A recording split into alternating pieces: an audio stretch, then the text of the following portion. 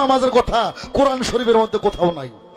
সেটা তাফসীর দেখছি, তাফসীরে দাদা খান নাদা খান পর্যন্ত।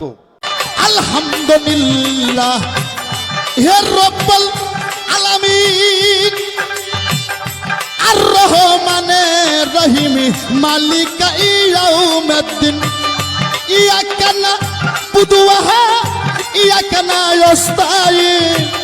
আনোয়ার সরকার একেবারে মিথ্যে কথা বলল। 5 ওয়াক্ত সালাতের কথা বলা রয়েছে সূরা ইসরা 17 নম্বর সূরা আয়াত নাম্বার 1-এর ব্যাখ্যাতে।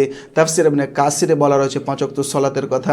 তাফসীরে বাগাবীতে রয়েছে, তাফসীরে কুরতুবীতে রয়েছে, তাফসীরে তাবারিতে রয়েছে, আইসারুত তাফসীরে রয়েছে, মুয়াসসিরুত তাফসীরে রয়েছে, অনেক তাফসীর গ্রন্থে রয়েছে। এমনকি সহিহ বুখারীর 349 নম্বর হাদিসেও বলা রয়েছে 5 ওয়াক্ত সালাতের কথা।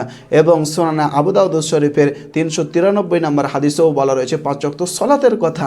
আনোয়ার সরকার সে 20টি তাফসীরের কথা বলল, একটি তাফসীরের নাম বলতে পারলো না। তাফসীর তো দূরের কথা, সে তো কোরআন মাজিদের রিডিং পড়তে জানে না। তার প্রমাণ সূরা ফাতিহা পড়তে গিয়ে সে 10টি মারাত্মক ভুল করেছে। তাই তো আমি বলি এই বাউল সম্প্রদায় এরা হচ্ছে কাফেরের দল।